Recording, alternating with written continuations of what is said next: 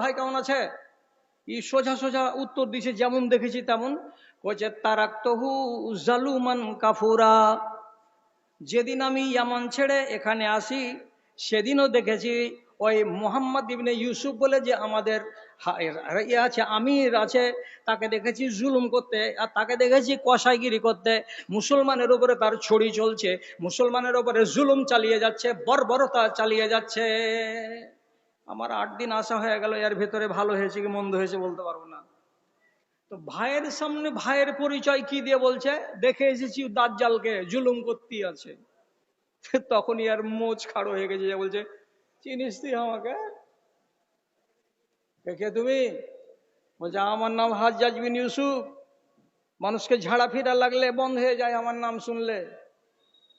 আমার নাম হাজ্জাজ বিন ইউসুফ। তখনই এই ইয়ামানি বলছে, তাহলে তুমি বলতে চাইছো আমি আমার জানটাকে বাঁচাবার জন্য তোমার কাছে দ্বারস্থ হয়ে বলবো ভাইজান আমাকে মাফ করে দেন, আপনার ভাই সম্বন্ধে যেটা বলেছি ওটা ভুল বলেছি, আমাকে ক্ষমা করে দেন। আর আপনাকে আমি চিনি না বলেছি বলে আপনাকে বেইজ্জত করেছি, এটাও আপনি আমাকে ক্ষমা করে দেন। আর আপনার দরবারি লোকগুলোর একজনের চাদর আমার দ্বারাই চাপা পড়েছিল, এটাকে আপনি আমাকে মাফ করে দেন। এই বলে কি আপনার সামনে আমি মাপ চাইতে যাব? এই বলে কি আপনার কাছে আমি ছোট হতে যাব? বরং আমি পরিষ্কার ভাষাতে বলছি, এখন পর্যন্ত আমি একটাও অন্যায় কাজ করিনি। আমি তোমার ভাই সম্পর্কে রিপোর্ট দিয়েছি, সত্য রিপোর্ট দিয়েছি, আমি মিথ্যা কথা বলিনি। আমি কাবার প্রাঙ্গণে তোয়াফ করছিলাম আল্লাহর নাম নিয়েই, আর আমি সেই জায়গায় কোনো রিয়াকারি করতে যাইনি। আমার অনিচ্ছাই যদি তোমার চাদর পড়ে যেয়ে থাকে, তাহলে অনিচ্ছাই কোনো ভুল হয়ে গেলে আল্লাহ তাআলা ধরতে রাজি নন, অতএব তোমারও ধরা উচিত নয়। আর তারপরে তুমি নিজের পরিচয় দিচ্ছ আমি হাজ্জাজ বিন ইউসুফ হলাম, তার মানে তোমার তরবারি থেকে কেউ বাঁচে না। তার জন্য কি আমি তোমার কাছে প্রাণ ভিক্ষা চাইতে যাব? আমি আমার নবীর মুখ থেকে না শুনতে গেলেও আমি আমার নবীর মুখ থেকে যারা শুনেছেন সাহাবী, তাদের মুখ থেকে শুনেছি। আল্লাহ রাব্বুল আলামিন নবী বলেছেন, আল্লাহ তাআলা স্বয়ং খবর দিয়ে বলেছেন, তুমি যদি আমাকে স্মরণ করো আমি তোমাকে স্মরণ করব। এবং নবীজির হাদিসে আছে, তুমি যখন সুখের দিনে আমাকে স্মরণ করবে আমি তোমাকে দুঃখের দিনে স্মরণ করব। অতএব আমি সুখে থাকতে গেলেও আল্লাহকে মানি, আমি দুঃখে থাকতে গেলেও আল্লাহকে স্মরণ করি। যদি আল্লাহ আমাকে আযাব দিতে চান তোমার হাতে, তাই হবে আমার। আর আল্লাহ যদি আমাকে আযাব দিতে না চান তোমার হাতে, তো তাই হবে আমার। আমি আল্লাহর শরণাপন্ন হচ্ছি।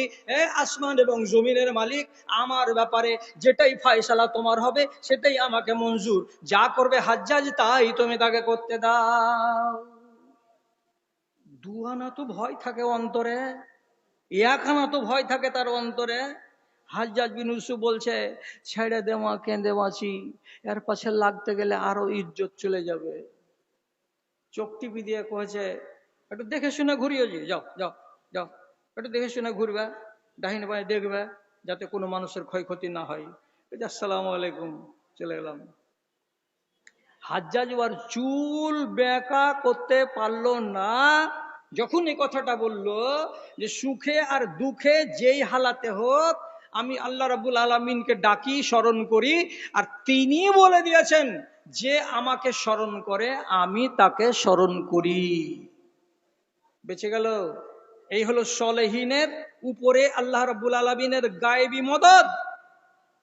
দাদারে থামতে পারবেন? মাওলানা মতিউর রহমান যত রেগে রেগে ভাষণ দিয়েছেন, তখনই প্রমাণ হয়ে গেল যে এই দেশে শতকরা 90টা লোক জাকাতের আন্ডারে পড়ছে। তাহলে এত ধনী ধনী লোকের মাঝে যে হাদিস শোনাতে যাচ্ছি, এই হাদিস কি আপনারা কবুল করবেন আল্লাহ ভালো জানেন। হযরতে আলী বাড়ি ঢুকছেন, তো দুটা ছেলে হাসান আর হোসেন চোখের পানি ঝরিয়ে ঝরিয়ে কাঁদছে, খালি কাঁদছে। হযরতে ফাতেমাকে জিজ্ঞেস করে বলছেন, লিমাযা ইয়াবকিয়ান, ছেলে দুটা কাঁদে কেন?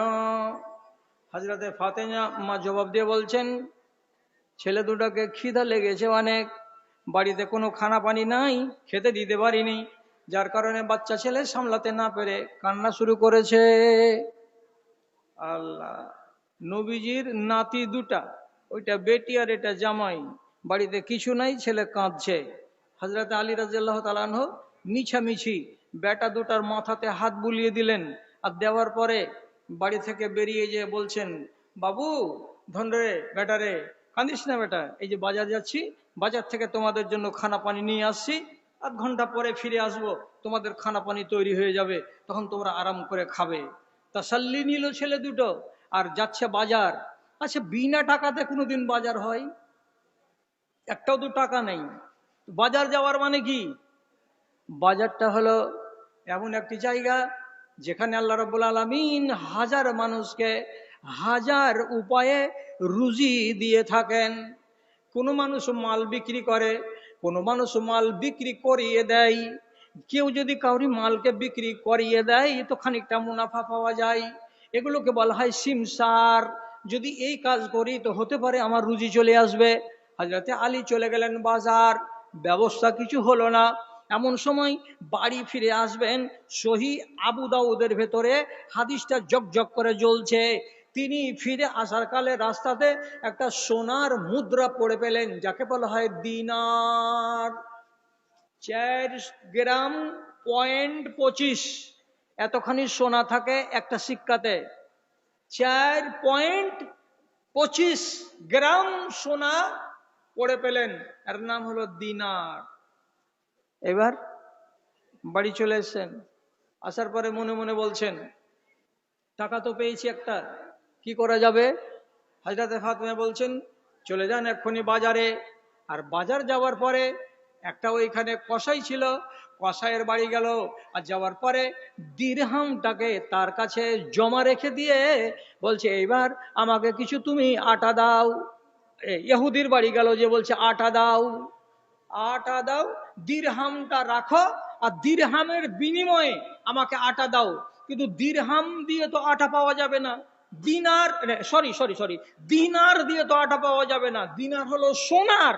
তুমি আমাকে চাঁদির টাকা দাও, আটার যা দাম তাতে তোমাকে চাঁদির টাকা দিতে হবে। বলছে, আমার কাছে চাঁদির টাকা নেই, আমার কাছে সোনাই আছে। ইহুদি বলছে, আমি বেশি টাকা নিয়ে তোমাকে কেন দিব? শেষের বেলা বলছে, আ আনতা খাতানুল্লাজি ইয়াদদাই আন্নাহু নাবিয়ুন, তুমি কি ওই লোকটার জামাই যে লোকটা নিজেকে নাবি বলে দাবি করে?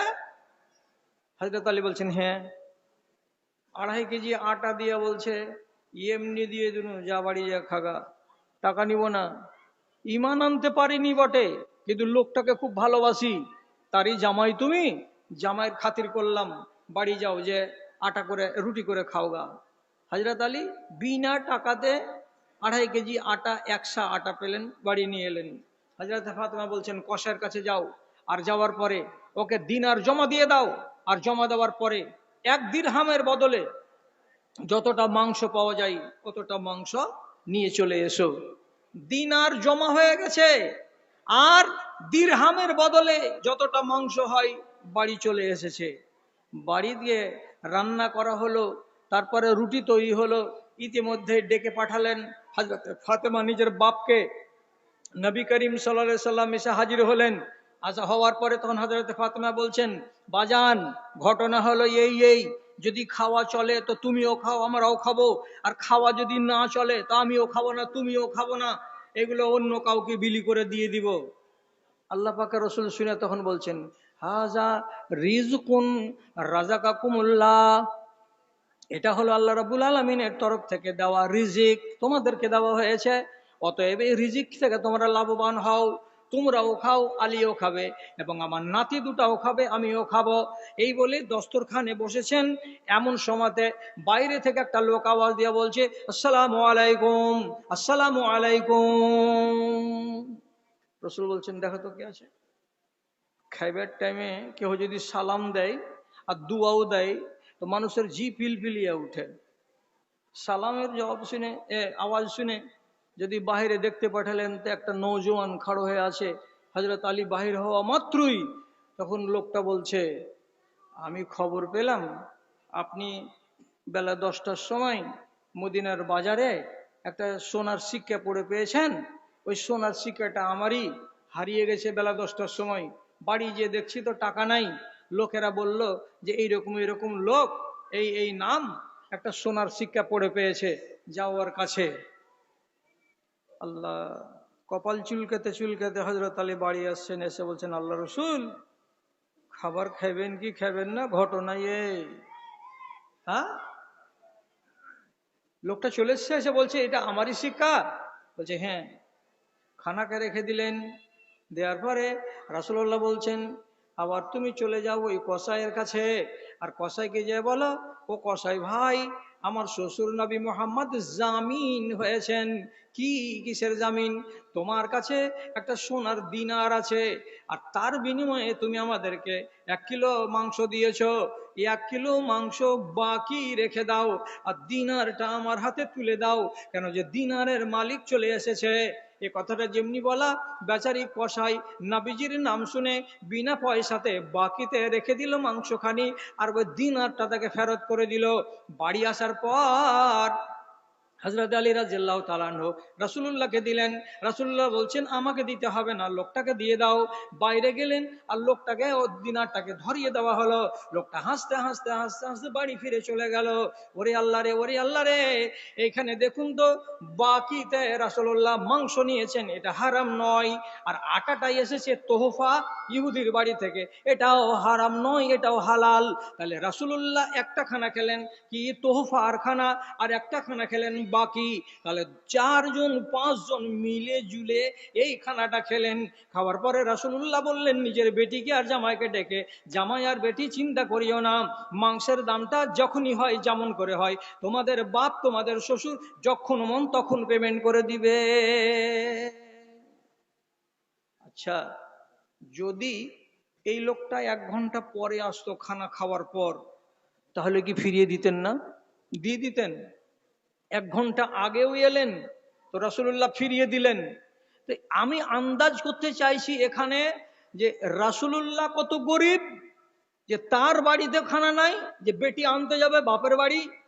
আর হযরতে আলী কত গরিব, এটা আগে থেকেই জানেন, যে নিজের বাড়িওয়ালি যে বিয়ে করেছিলেন, 1টা টাকা দিতে পারেননি, গায়ের বর্মটাকে জমা দিয়েছিলেন রাসূলের হাতে, আর দিয়ে মুহরানা করেছিলেন। আর এই মানুষগুলো আবার যথা টাইমে বাজার যাচ্ছেন, তো আল্লাহ রাব্বুল আলামিন এই সোনার শিক্ষাটাকে দুনিয়ার লোকের সামনে না ফেলে আলীর চোখের সামনে কেন ফেলতে গেলেন? আপনি বলেন তো। এত লোক ছিল বাজারে, কাউরি হাতে পড়লো না, পড়লো কার চোখে? তো যে লোকটা অভাবে তার চোখে। তাহলে এই অভাবীটা কেমন? অভাবীটা কেমন? তো মা আয়েশা নিজে বলছেন, আমি আমার 2 চোখ দিয়ে আমার জামানায় যতগুলো সাহাবীকে দেখেছি, ততগুলো সাহাবীর ভেতরে সব চাইতে বেশি নফল নামাজ পড়া মানুষ যদি কাউকে আমি দেখে থাকি, তো সেটা কে? তো আবু তালেবের বেটা। আলী বললেন না, কি বললেন? আবু তালেবের বেটা। আবু তালেবের বেটা মানে কি? তারই নাম হলো আলী। আর এই আলীর কথা কে বলছেন? তো মা আয়েশা বলছেন যে সাহাবীদের ভেতরে সব থেকে বেশি, সব থেকে বেশি, সব থেকে বেশি নফল নামাজ কে পড়ে? তো আলী রাদিয়াল্লাহু তাআলা আনহু পড়ে। তাহলে আপনি বলুন তো, আপনাকে 1 ঘন্টা আগে বলেছিলাম সলেহীন কাদের বলা হয়? তো সলেহীন ওই লোকগুলোকে বলা হয় যারা আল্লাহর আদেশকে জিন্দেগিতে 1 কিঞ্চিত পরিমাণে রদ করে না, আর যারা আল্লাহর নিষেধকে জিন্দেগিতে 1 কিঞ্চিত পরিমাণে করে না। আল্লাহ রাব্বুল আলামিন বারণ করেছেন, বারণকে বারণ বলে মেনে নেন, আর যা নিষেধ আদেশ করেছেন তাকে আদেশকে আদেশের মতো করে বুকে জড়িয়ে ধরে নেন। এরাকেই বলা হয় সলেহীন। ও হযরত আলী রাদিয়াল্লাহু তাআলা আনহু হলেন একজন সলেহীনের মধ্যে। এই জন্য রাব্বুল আলামিন তাকে বাজারে যেমনি গেলেন, সঙ্গে সঙ্গে ব্যবস্থা করলেন এইটাই, যে যাও তোমার মতো সলেহীনকে এইভাবে রিজিক দেব, বলে তোমার চোখের সামনে সোনার দিনার পড়ে পাওয়া গেল। আপনি সলেহীন হন। আগামী বছর যদি ইস্তেসকার নামাজ পড়তে হয়, আপনাকে আগা দিয়ে করে নামাজ পড়বো, কেন যে সলেহীনের কথা আল্লাহ তাআলা ফেলবে না। কিন্তু আমাদের দেশে সলেহীন আছে। আমি তো মৌলবি, আমার দুয়াতে তো গ্যারেন্টি নেই যে আমি আসমান থেকে পানি নামিয়ে দিতে পারবো। সলেহীন কাকে বলে? সলেহীন দেখেছি পাটনা মাদ্রাসায় মাওলানা আব্দুল তাওয়াব সাহেব। এদেশের লোক যদি কেউ নাম শুনে থাকেন তো বলেন হ্যাঁ শুনেছি। আল্লাহ আল্লাহ আল্লাহ আল্লাহ, ওহ সুবহান আল্লাহ। যদি খালি একবার ওর মুখ দিয়ে বেরিয়ে যায়, ইয়া আরহামার রাহিমিন, ইয়া জাল জালাল ওয়াল ইকরাম, চোখের কোনা দিয়ে খালি পানি বহে বহে বহে বহে, জায়গাগুলো সব যেমন খিতখিতা হয়ে থাকে তেমনি খিতখিতা হয়ে থাকে।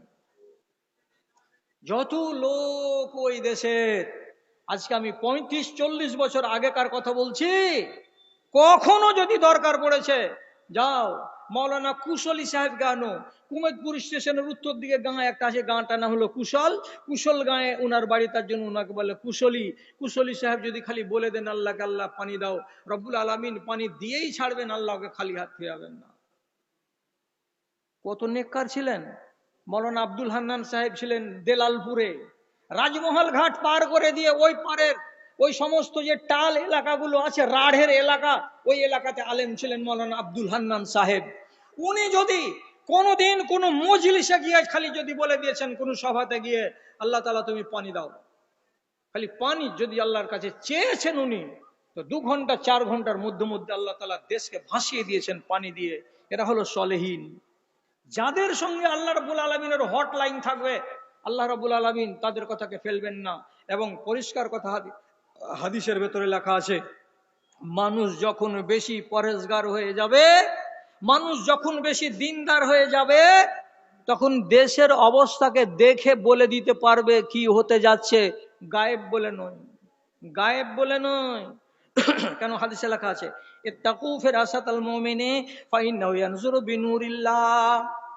একটা নেককার মানুষ, একটা দিনদার মানুষ, একটা আল্লাহওয়ালা মানুষ, তার সামন দিয়ে যখন তুমি গত হবে তো সাবধানে গত হবে। কেন? তোমার গত হওয়ার সময় একটা চাল যদি তোমার তাকে খারাপ লেগে যায়, আর তার মুখ দিয়ে যদি বেরিয়ে যায় ছেলেটা কার ভালো ছেলে নয়, তাহলে নিশ্চয় তুমি ভালো ছেলে নও। আর তার সামন দিয়ে যাওয়ার কালে তার মুখ দিয়ে যদি বেরিয়ে যায়, আহারে এটা কার বেটা, ছেলেটা কত ভালো ছেলে, তো ওর মুখ দিয়ে যদি বেরিয়ে যায় ছেলেটা কত ভালো ছেলে, তাহলে নিশ্চয় নিশ্চয় তুমি ভালো ছেলে। কি করে তিনি ভালো বলেন আর কি করে তিনি মন্দ বলেন, রব্বুল আলামিন নাই বলছেন ফাইন্নাহু ইয়ানজুরু বিনুরিল্লাহ। আল্লাহ রব্বুল আলামিনের ইবাদত বেশি বেশি করে করার কারণে তার চোখের ভেতরে গায়েব থেকে আল্লাহ তাআলা জ্যোতি দিয়ে দেন, আর ওই জ্যোতির দ্বারা যখন তিনি তাকান কোনটা ভালো আর কোনটা মন্দ সবকে দেখতে পান। এই জন্য নবীজি বলছেন, একটা দিনদার পরেজগার আল্লাহওয়ালা মানুষের সামনে যখন যাবে তখন সাবধানে যাবে, যখন যাবে তো হুঁশ করে যাবে। তুমি কেমন হয়ে যাচ্ছ খবরদার নিজের দিকে খেয়াল করবে। এখন তিরঙ্গা খেতে খেতে যার মুখ দিয়ে খালি ভ্যাক ভ্যাক করে গন্ধ আসছে, সেও তো আমার সামনে এসে কয়েছে কখন এলেন, ওর গন্ধে আমি থাকতে পারি না। তাহলে বোঝা যাচ্ছে কি যে আমাকে দেখে ওর মনের ভেতরে এখন পর্যন্ত ভয় সৃষ্টি হয় না, অর্থাৎ আমার ভেতরে ওই হাই কোয়ালিটির ঈমান এখনো তৈরি হয় না। আমার ভেতরে যদি ওই হাই কোয়ালিটির ঈমান তৈরি হয়ে যায়, তাহলে আমার সামনে একটা বিড়িখোর আসতে গেলে শরম করবে, বলে হ্যাঁ যাও না, হ্যাঁ কি কইবে না কইবে। কিন্তু এগুলো হয় না আর দুনিয়াতে। ভাই হে, সলেহীনকে খুঁজে বেড়াচ্ছি চেরাগ জ্বালিয়ে লাইট হাতে করে করে, যে সলেহীন কোথায়, সলেহীন কোথায়। সলেহীনদের সম্বন্ধে রব্বুল আলামিনের নবী যেগুলো কথা বলে দিয়ে গেছেন, একটা একটা করে যদি আপনার সামনে বলা যায় তো আপনি হয়তো বিশ্বাস করবেন কি করবেন না যে আল্লাহ এইগুলোকে সলেহীন বলে। রাসূলুল্লাহ যখন ইন্তেকাল হচ্ছে, দম যাচ্ছে, সেই সময়ে আল্লাহ পাকের নবীর বাড়িওয়ালিরা একটা কথা বলেছিলেন, এটা আক্ষেপের কথা, আর এই কথাটা বের হতেই পারে বিবিদের মুখ থেকে, অস্বাভাবিক নয়। কেন? রাসূল একজন দেশের রাষ্ট্রনায়ক হিসাবে গানিমাতের মালে, ফাইয়ের মালে 5 ভাগের ভাগ তার থাকতো, এবং রাসূলুল্লাহ বাইতুল মাল থেকে তার এবং তার নিজের বিবিদের বছরে যতটি খোরাক লাগবে অতটি খোরাক তিনি পাবেন। তো যেদিন মুসলমানদের রাষ্ট্রপতি অর্থাৎ আল্লাহ পাকের নবী মরে যাবেন, সেই দিন এই খানাটা কোথা থেকে আসবে? উনার নামে দেওয়া হয়তো উনার বিবিরাকে, উনি তো চলে গেছেন দুনিয়া ছেড়ে, তাহলে আমাদের পেটের ভাত কোনখান থেকে আসবে? তো খুব জোর করে নয়, মিঠা ভাষাতে রাসূলুল্লাহর ইন্তেকালের টাইমে হযরতে আয়েশা রাদিয়াল্লাহু তাআলা আনহা রাসূলের কানে কানে যেয়ে বলছেন, আল্লাহ পাকের রাসূল, আপনার বিদায় হওয়ার টাইম চলে এসেছে, আপনি চলে যাবেন। আপনি যেগুলো আমল করেছেন সেগুলো দুনিয়ার লোকের চোখের সামনে আছে, আর এই আমল নিয়ে আপনি চলে যাচ্ছেন, এবং আপনাকে আল্লাহ তাআলা সার্টিফিকেট দিয়েছেন যে আপনার আগের গুনাহ পিছনের গুনাহ সব মাপ, তাহলে আপনার তো চিন্তা নাই। আপনি কবরে যাবেন তো কোনো আপনাকে চিন্তা নিয়ে যেতে হবে না। এখন চিন্তাটা হলো এই, কি বলে, আমরা যে আপনার চলে যাওয়ার পরে খানা পানির ব্যবস্থা নিজে নিজে করতে পারবো না। আমরা তো মেয়ে ছেলে, আমাদের পেটের ভাত কোনখান থেকে আসবে? আমাদের খোরাক কে যোগাবে? আপনি যতদিন ছিলেন ততদিন খোরাক যোগাতেন আপনি। এবার আমরা 9টা সতীন বেঁচে আছি, আপনার কবরে চলে যাওয়ার পরে আমাদের কি দুরবস্থা হবে ভেবে পাই না। এটা তো আমাদের দেশেরও মহিলারা বলে, তুমি মরে যাওয়ার পর আমি কি করে খাবো? মেয়েদের এটা বলাটা অস্বাভাবিক নয়, স্বাভাবিক। রসুলুল্লাহ কথাটা শুনলেন হযরত আয়েশার মুখ থেকে, আর শোনার পরে দেখছেন ডানে আর বামে আর বাদ বাকি বিবিটি ওরা দণ্ডায়মান। তার মানে হলো কি, ওদেরও মুখের এটাই কথা, আপনার মরে যাওয়ার পরে আমরা কি করে খাবো? জমি তো নাই 25 বিঘা, জমি যদি থাকেও বা সহি কথা, রাসূলুল্লাহ বলছেন আমার মরে যাওয়ার পরে আমার জমি জিরাতের, উটের, খচ্চরের, সোনা দানার কেউ মালিক হবে না, সব সাদাকা।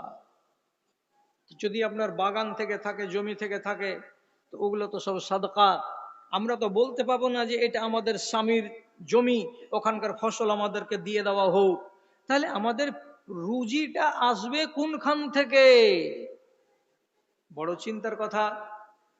রাসূলুল্লাহ একটা সুন্দর জবাব দিয়ে বলছেন, ইয়াহানু আলাইকুন্না আস-সাদিকিন ওয়া ফি riwayatin ইয়াহানু আলাইকুন্না আস-সালিহুন। আয়েশা, আমি মরে গেলাম তো কি হলো? আমি মরে গেছি তো সারা দুনিয়া তো বেঁচে আছে, ওরা তো মরে যায়নি।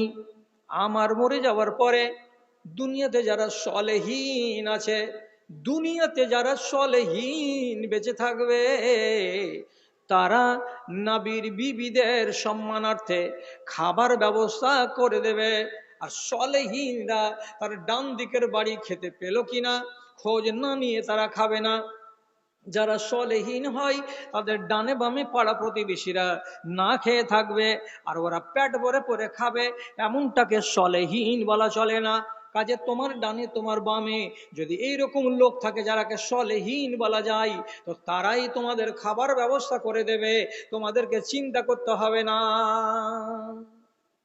কে আছে সলেহীন? কে খেতে দেবে? কোনটা লোকখানা পৌঁছে দেবে? হযরত আয়েশা বলছেন, রাসূলুল্লাহর দুনিয়া ছেড়ে চলে যাওয়ার অল্প দিনের মাথায় খেজুরের মৌসুম এলো। খেজুরের যখন মৌসুম এলো, এর মাঝখানে একটা ঘটনা ঘটে গেল। কি ঘটনা ঘটলো? তো হযরত উসমান রাদিয়াল্লাহু তাআলা আনহু মদিনার বাহির দিকে মাঠে একটা বড় মাঠ, খেজুরের বাগান তিনি বিক্রি করে দিলেন। বিক্রি করতে গেলেন তো কত টাকাতে? 40,000 স্বর্ণ মুদ্রা দিয়ে। 40,000 স্বর্ণ মুদ্রা দিয়ে উনি বিক্রি করে দিলেন। কিনে নিল কে? আব্দুর রহমান বিন আউফ রাদিয়াল্লাহু তাআলা আনহু। ইনি মক্কা থেকে এসেছিলেন গরিব হয়ে, দোকানা হাতকে সাথে করে নিয়ে, জমি জামা বাড়ি ঘর কোনো কিছুই আনতে পারেননি। সেই আব্দুর রহমান ব্যবসা করে করে কোটিপতি হয়ে গেছিলেন। হযরত উসমানের বাগানটাকে কিনে নিলেন 40,000 দিনার দিয়ে। যখন বাগান কিনে নিয়ে প্রথম ফসল ফলল, তখন করলেন কি? 4 বস্তা বড় বড় বোঝাই করে খেজুর উটের পিঠে চাপিয়ে এই বিবির বাড়ি। 4 বস্তা খেজুর উটের পিঠে চাপিয়ে ওই বিবির বাড়ি, ওই বিবির বাড়ি, ওই বিবির বাড়ি। 4 বস্তা 4 বস্তা 4 বস্তা করে উনি পৌঁছে দিলেন। কত বড় বস্তা ছিল সেটা আল্লাহ জানে আর উনি জানেন। যেদিন মিসওয়ার ইবনে মাখরামা বলে এক সাহাবী উটের উপরে চাপিয়ে 4 বস্তা খেজুর নিয়ে এসে হযরত আয়েশার বাড়ির সামনে এনে রেখে দিয়ে আওয়াজ দিচ্ছে আম্মাকে, আম্মা বাড়িতে আছেন? আম্মা বাড়িতে আছেন? উম্মুল মুমিনিন আয়েশা, আপনি বাড়িতে আছেন? হযরত আয়েশা সাড়া দিয়ে বললেন, হ্যাঁ বাড়িতে আছি। কি খবর? বলছে, এই যে নেন। ডিউঢ়ির মাঝখানে এসে এত বড় বড় বস্তা 4টাকে রেখে দিলেন। কে? তো মিসওয়ার ইবনে মাখরামা। আর রেখে দেওয়ার যেমনি হয়েছে, মা আয়েশা জিজ্ঞেস করে বলছেন, কি আছে? বলে খেজুর আছে। কোথা থেকে এলো? তো বলছে আব্দুর রহমান বিন আউফের বাগান থেকে এলো। তো আমাদের বাড়ি কেন এলো? তো বলছি উনি রাসূলুল্লাহর যতটি বিবি আছে সবারই নামে এতটি এতটি করে দিয়ে পাঠিয়েছেন। কেন? বলছি এই বাগানটা কিনবার কালে তিনি এই কথা বলেই ঘোষণা দিয়েছেন। কি বলে ঘোষণা দিয়েছেন? এই খেজুরের বাগানের যত ফল আছে সমস্ত ফল পাবে কারা? বানি ফুজারা গোত্রের লোকেরা, আর মদিনার গরিবেরা, আর রসুলুল্লাহর যতটি বিবি আছে তারা। এ কথা বলে উনি ওয়াদা করেছেন। আর ওয়াদা করার ফলে এই বিশাল বড় বাগানের যত উৎপাদন আছে তারই মধ্য থেকে এতটি এতটি করে প্রত্যেকটা বিবির বাড়িতে উনি পৌঁছে দিলেন। হযরত আয়েশা যখন শুনলেন, আল্লাহু আকবার, 4 বস্তা খেজুর আমার বাড়িতে এলো, পাঠালো কে? তো আব্দুর রহমান বিন আউফ। তখন সাথে সাথে আম্মা আয়েশা বলছেন, সাকাহুল্লাহ মিন সালসাবিলিল জান্নাতে, আল্লাহ রাব্বুল আলামিন জান্নাতে একটা নহর পয়দা করবেন, তার নাম হলো সালসাবিল। ওই সালসাবিল নহরের মিঠা পানি যেন আব্দুর রহমান বিন আউফকে কিয়ামতের দিন আল্লাহ পান করতে সুযোগ দেন। কেন? যে আব্দুর রহমানের মতো এত বড় নেককার লোক আর দুনিয়াতে পাওয়া যাবে না। তিনি যদি 4 বস্তা আমার বাড়ি দেন আর 4 বস্তা করে বাকি 8টা বাড়িওয়ালির বাড়িতে দিয়ে থাকেন, তাহলে 36 বস্তা খেজুর তিনি পাঠিয়েছেন তার বাগান থেকে। এত বড় নেকির কাজ করে দিয়েছে কে? তো আব্দুর রহমান বিন আউফ। সেদিন মা আয়েশা বলছেন, আল্লাহ পাকের নবীর কথাটা আমাকে 100 ভাগ সত্য বলে প্রমাণিত হয়ে গেল আমার কাছে। যে রাসূলুল্লাহর ইন্তেকালের দিন বলেছিলাম, আল্লাহ পাকের রাসূল আপনার মরে যাওয়ার পরে আমাদের জীবন কেমন করে কাটবে, আপনি বলে দিয়েছিলেন ফাইন্নাহু ইয়াতাওয়াল্লা সলিহিন, যারা সলেহীন লোক হবে তারা তোমাদের উপরে সহানুভূতিশীল হবে, তাদের দ্বারাতে তোমাদের রুজির অভাব হবে না। আজকে নবীজির কথা কত সত্য হলো যে আব্দুর রহমান বিন আউফের মতো একটা সালেহ মানুষ, একটা নেককার মানুষ আমাদের রুজির ব্যবস্থা করে দিল। আচ্ছা, যারা উপায় দেখতে পায় না তাদের কাছে আল্লাহ উপায় করে দেন, আর যাদের কাছে কোনো আশা ভরসা থাকে না তাদের কাছে রব্বুল আলামিন গায়েব থেকে সবই ব্যবস্থা করে দেন। তো এতক্ষণ ধরে যা শুনে আসলেন মাগরিবের পর থেকে নিয়ে রাত্রি 11টা 20 পর্যন্ত, তাতে কি জানা গেছে? এর আগে থেকে বলি, এর আগে মানে কি? এটা হলো ফেব্রুয়ারি মাসের আজকে 17 তারিখ। আর এর আগে জুমাতে একটা আমি জুমা পড়িয়েছিলাম, মনে হয় ওটা জানুয়ারি মাসের কত তারিখ যেন। তো সেদিন আপনারা এক ঝাঁক লোক এসেছিলেন, আর সেদিন জুমাতে বলা হয়েছিল এই মাদ্রাসাটার মা বলেন তো আপনারা, বাপ বলেন তো আপনারা, যদি সরকার হন তো আপনারাই চালাচ্ছেন এইটাকে। তো এই বছর কমিটি বেশি ভাবনা ভাবছে। বেশি ভাবনা ভাবছে মানে হলো এই, এদের কাছে কিছু দেনা হয়ে গেছে, ঋণ টিন হয়ে গেছে, আর দান আমাদের কপালে আগের মতো জুটবে কি না বলে উনারা বেশি বেশি করে চিন্তা করছেন। আর এই জন্য দেখা যাচ্ছে যে এক একটা আলেম আসে তো প্রত্যেকটা আসার পরে খালি দান চাইছে, খালি দান চাইছে। তো আমি আপনাদেরকে জ্বালাবো না, আর বারে বারে একটাই কথা বলবো না। খুব বেশি হয়তো বাছুর কয়বার ছাড়ে? সকালে একবার আর বিকালে একবার বাছুর ছাড়ে। 4বার করে তার বাছুর ছাড়ে না যে দুধ দোহা দুধ দোহা দুধ দোহা। বাঁটে তো আর ঝর্ণা নাই যে খালি দুধ নামতেই থাকবে বাছুর ছাড়তে গেলেই। আপনাকে আগামী দিনের জন্য মনে রাখতে বলছি, আগামী দিনের জন্য মনে রাখতে বলছি। আর আমি আপনাদের কাছে 10-20 টাকা করে চাইতাম, তো শেষখানে ছেলেটি ওই 10-20 টাকা করে নিয়ে আপনাদের কাছ থেকে চলে এলো।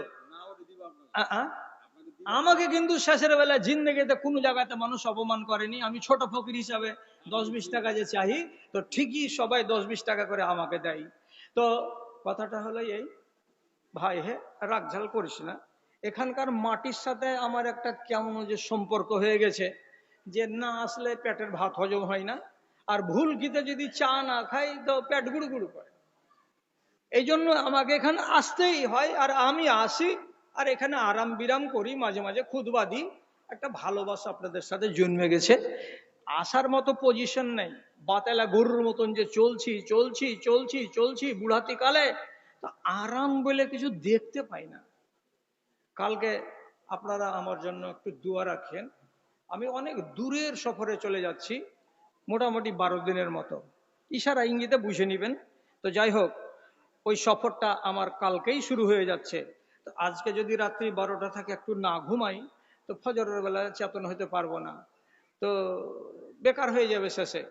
তো আমি আপনাদের হিসাব করে দেখছি ঘড়ি অনুযায়ী যে 1 ঘন্টা 24 মিনিট আমি আপনাদের সামনে কথা বললাম।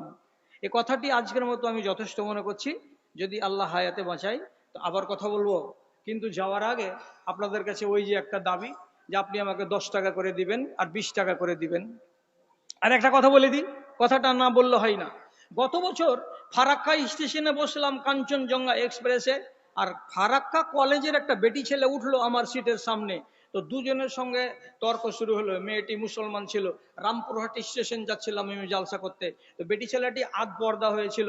পর্দার বিষয়ে যখন কথা বলতে লাগলাম, তো পহিলা নম্বর একবারে দাঁত খিস্টি আমাকে জিজ্ঞেস করলো, পর্দা কিসের লেগে করবো? বলতে বলতে বলতে বলতে বলতে বলতে রামপুর হাট পর্যন্ত গেলাম। মনে মনে ভাবলাম যে এইরকম বদ্দিন বেটি ছেলে আমাদের সমাজে হাজারটা আছে।